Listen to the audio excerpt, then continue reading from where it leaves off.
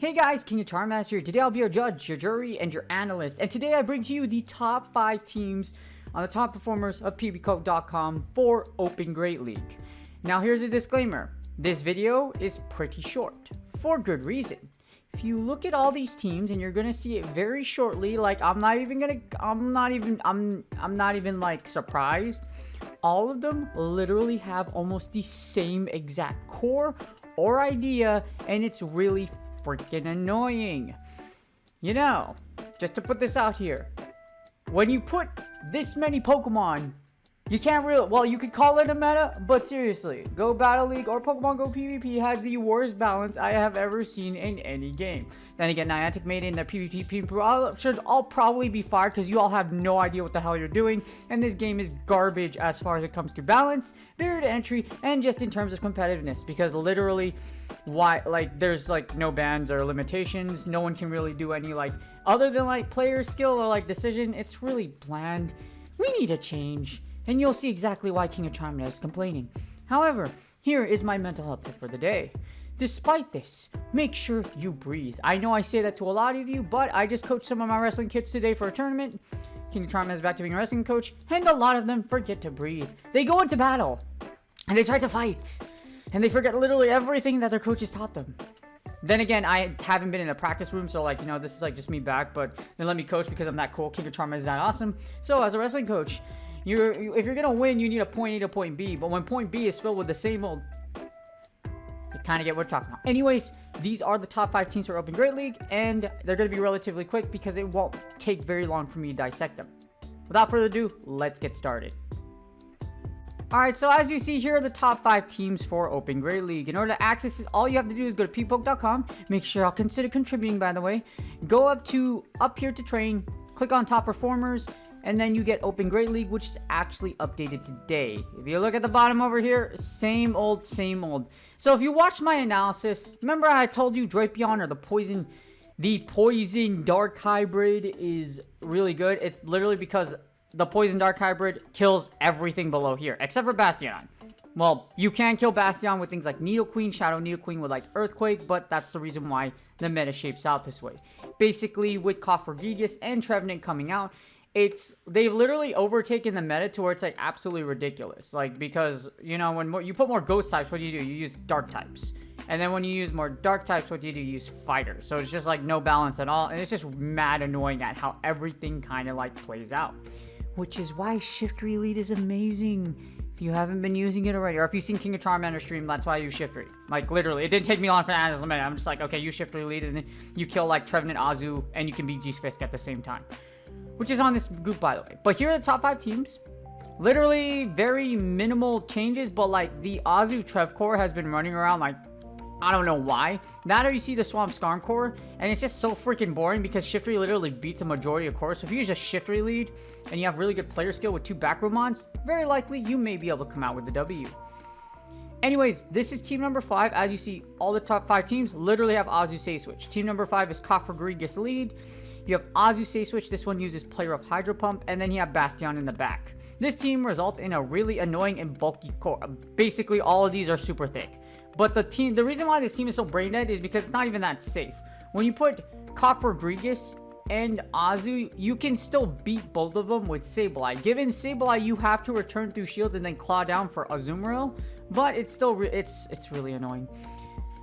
Great coverage, amazing bulk. Of course, you have 3 freaking super tanks. Cofagrigus is very, very tanky, and then you also have an A for consistency. Overall, the funny thing is that Cofagrigus in the 2 shield loses to Trevenant, just because Trevenant does have Seed Bomb, so you're able to just straight Seed Bomb it to death. Unless their Cofagrigus gets a Shadow Ball to you, and then you die.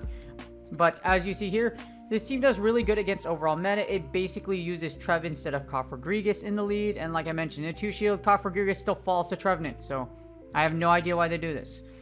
But as you see here, this team has a pretty high threat score of 678. This is essentially the Trev Azu G-Fisk core. You're just replacing G-Fisk with Bastion. in hopes that you catch a flyer. For example, Coffer-Gigas, you catch Swampert in the lead, you beat Coffer-Gigas, you use Coffer-Gigas and Swampert, and then you mow it down, and then in the back, you have Skarmory line up against Bastion, and that's like GG. So this team is just really brain dead. You lose lead, safe switch into Azumarill, and of course Bastion down shields, or even, down shields, or even with the opponent with shield damage. If you're up against something like an Altaria and it's locked into a Bastion, 9 times out of 10, unless your Bastion's really hurt, it's going to die. Alright, speaking of brain dead, so the previous team you saw had a 563 threat score. This one's a little too above, and guess what? More people are using it. At a 1.5% usage. In fact, out of the top 5, it is the most used one out of all of them. This is Diggersby XL, Azumarill as your safe switch, and freaking Skarmory. Geez, so dang complex, and it's just such an amazing... Seriously though, for real. Anyways, Diggersby, Azu's your safe switch. It plays the Hydro Pump play rough version just so that you can cover dark types in the back. And because you have Diggersby and Skarmory, you pretty much have coverage against grass types anyways. Even though Diggersby doesn't cover grass types, Fire Punch can pressure down, so you could sack Diggersby in the lead, line it up against Skarmory to take out the grass type, and then hopefully Azu with energy or shield can play out, or Skarmory just has a really good matchup against what your opponent may have. Overall, this team has great coverage.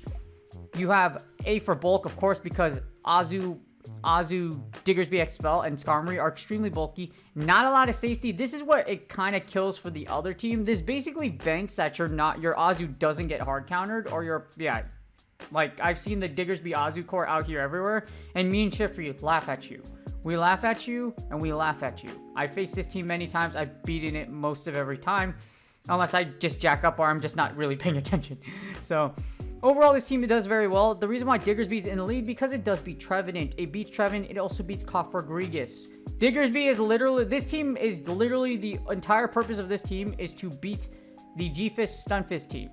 Because... I mean, the Trev, G-Fisk, and Azu team. Because Azu would play rough, does well on its own, but Diggersby beats Trevenant. And, of course, Azu beats Stunfisk, and then Skarmory can close out against both Trevenant or against the Azumarill. So, that's why Diggersby in the lead. As you see here, the annoying thing is that you do lose against the Swampert, Deox, Dugong, and of course, most pseudo fighters or fighters like Medicham XL. Deox's defense, Scrafty in the lead as well against Diggersby. Also, Diggersby also isn't completely safe. If you watch Drifblim, Drifblim also can give you a hard time in the 2-shield just for the sheer fact that it does resist Earthquake. So, Flyers give you a hard time in the lead, and overall, Diggersby, as thick as it is and as amazing as it is, it's probably not the best idea to run in this league right now. But, statistically, it still is really good. So, King of Charmanders, it's not that King of Charmanders doesn't approve of it, it's just it's really freaking annoying right now. Alright, so for team number 3, it is so sophisticated, it is so goated, it is so freaking annoying. So, this is literally team number 1, you just flip the lead backwards. I have seen this combination, like, in this exact order so many times, and it's funny because my shifter just laughs at you and just starts cutting you down like sushi. I'm like the sous chef on like a Gordon Ramsay show, and you know what Gordon Ramsay says? Don't use G-Fisk, Azu, Trevenant if you want to learn how to play Pokemon. And there's nothing wrong with this team. It is factually good. But playing super meta doesn't exactly make you better. You know why King of Charmanders is so goated? Because I make teams that go outside of the meta, or I can read the meta, and I've predicted the meta many, many times. And I'm still the only person to this day to predict Open Master League meta, so there's my goated moment as well. Still, no one has done it. I could probably break it again if I wanted to, but you know, I do a lot of things. I'm a therapist, I'm a wrestling coach, and just for me to create content and stream for you guys, it takes a lot of things. Anyways, you see how Team 3 and Team 1 are literally the same exact thing? And I don't get how this really makes a difference. Well, it does, like, statistic-wise, but really, it's just because the G-Fisk combination, whoever was practicing with this combination probably just caught more. Because despite the fact that they switched it around like this, it's still ranked less than the number 1 team, which is the exact same team, just in a different order. With Azu as your safe switch anyways. As team number, I'm not going to really go over this too much because this team is literally the same as Team 1. Just the difference with having G-Fisk in the lead is that you have to if you have a fighter, well, you see the fighter lead, you just take it to the back. So fighter, if you see the fire lead, you say switch to Azu, Trevenant lines up against fighter, which is mostly Medicham unless it's a Scrafty, which is why Scrafty is such a great lead. In fact, if you have a Scrafty lead, it's pretty rough because you can't just say switch into Trevenant. You have to say switch into Azu. Hope you win switch. And even if you do win switch, Trev and G-Fist don't have a great matchup against Scrafty. So just putting that out there. This is probably why you have seen some Scrafties in the league. This team gets destroyed by Shiftry. Also, what's interesting about this matchup is that if you have G-Fist in the lead against Trev, Trev beats you in the 2 shield. So if you put G-Fist against Trev, it actually beats you in the 2s. And it's a convincing win, just because it could straight seed bomb you to death. Well, yeah, as you see, you could Shadow Ball, but here's the thing. You can also just straight seed bomb you.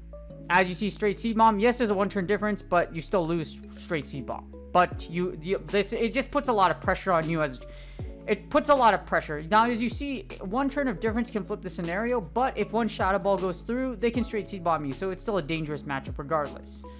So, it's pretty annoying. But, as you see here, low threat score of 622, of course, because Trevenant is freaking overpowered. Never anticipated it would actually release, but this is the same as Team Number 1. Team Number 1 is the more prevalent combination, so I'll dive a little more into that one versus this one.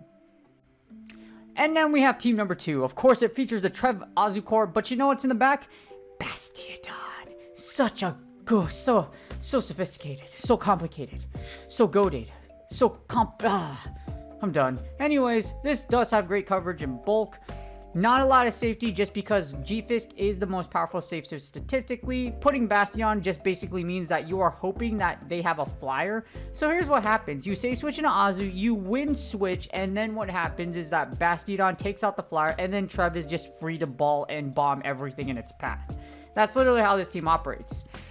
So it's super annoying, but if your opponent does have a flyer, it does put them at a disadvantage. For example, this team does have a super low threat score of 602, lower than the previous one. However, this really banks that they have a flyer or that you pray that they don't have a fighter in the back.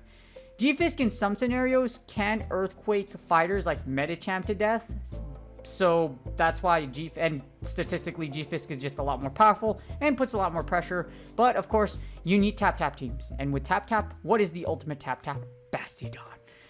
But this basically just prays that you have, for example, you just have the Swamp Skarn core, you find Swamperts in the lead, and then Trevenant takes out the Swampert, or it takes out the Azu. They switch into their flyer or whatever, like their Sableye, and then you switch Bastion into them and you just farm down. It's that brain dead.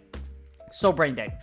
But it basically functions as Team Number 1. You just have a Bastion on the back. That's literally what this team is. If you've beaten it plenty of times, guess what? Don't change anything because you're going to see a lot more of these. I've seen a lot of them in Open Great League, and it's just shown just how diluted the Go Battle League Open Great League meta really is. And of course, the number 1 most powerful team, standing at a whooping 597. Now, I will give this team credit in the fact that no real Great League team has ever broken near 600. I've broken top 1 once. My Shadow Shiftry Deoxys defense with Psycho Boost and G-Fist team has broken number 1 before. But actually, the funny thing is, my prior top team would destroy this top team, which is freaking hilarious because Shiftry would beat Trevenant in the lead. You could safe switch on Azu, but I could just stay in, and then I could have DD go against G-Fist, farm it down, and then after that, it would just be G-Fist can close out against Azu with Earthquakes, or I could just sushi it with Shiftry. So there's a lot of combinations you can do. But oh yeah, there's a little if you're pretty good with Psycho Boost, you can actually like destroy G-Fisk in the closer or like take its shield. It's freaking hilarious. But that was many moons ago. So this is number 1 team finding at 597, and it's funny that it's not really that spicy. So if you think this is spice, I don't know what you're on, but it has a 0.9% usage, meaning a lot of people are using this team. And for good reason. Overall, it's like I said, with a 597 rating, this is the only team that's had 3 A's across the board and a B. So literally, it's in Open Great League, this thing is mad good, and you're probably gonna get a lot of mirrors with it, which is why I love Shiftry. You see how Shiftry practically assassinates this entire team? It literally does. If you watch me stream, I have Sushi Floof, I have oh my gosh, look at this, Straight Leaf Blade. Shiftry will just absolutely dominate this shift, like just dominate, and it takes both shields. What's even better is that what you can do is you can actually eat 1 Rock Slide, as you see here, and just farm down. So you don't even, and you could just say, Fire Leaf Blade, farm down. Or just farm down, and then you have a ton of energy left over.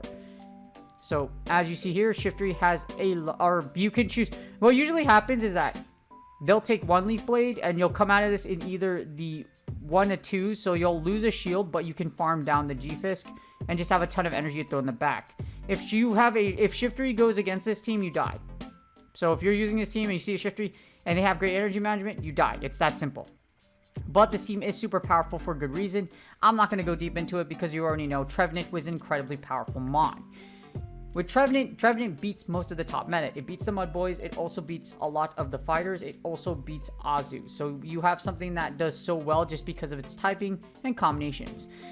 The thing is, King of Charmanders predicted this would be good. The problem is I didn't predict it to come out at this time. So because of the way it came out and kind of just ruined everything at this point, Season 9 was a nightmare. And in Season 10, it's even more brain dead. Well, Season 1 was pretty brain dead. Season 10 is pretty brain dead. Just putting that out there. If you played back since Season 1. And that's GG's. I hope you guys enjoyed the video. I know a lot of it was King of Charmanders complaining about the meta, but I gave you a few tips and tricks here and there. Basically, use Shiftry Lead. If you use Shiftry Lead, you have 2 things to cover it. You're probably going to win a lot of your matches just because so many people are either using Trev leads or Azu leads or Swampert leads. Shiftry's a pretty dang good lead. And it helps you a lot. Shiftry isn't the bulkiest thing in the world. It also requires you to have excellent energy management. And for the fact that it wins CMP, you can do something called CMP locking, which I'll put in my masterclass, where you can lock your opponent into a win condition where they have no way of winning just because Shiftry or a high attack mon will win CMP. It's called the CMP lock because in the back, you can take out whatever's in the front, but because I have a move cute and it will OKO you, you lose. No matter what. That's what I call a CMP lock. But other than that, unfortunately, the meta isn't really that great, and sadly, it's not going to change anytime soon. This is going to be open Great League for until like the next few seasons, unless something comes out and just like shifts Trevenant off the mat, which isn't going to change much. Yeah, it's not going to really happen anytime soon.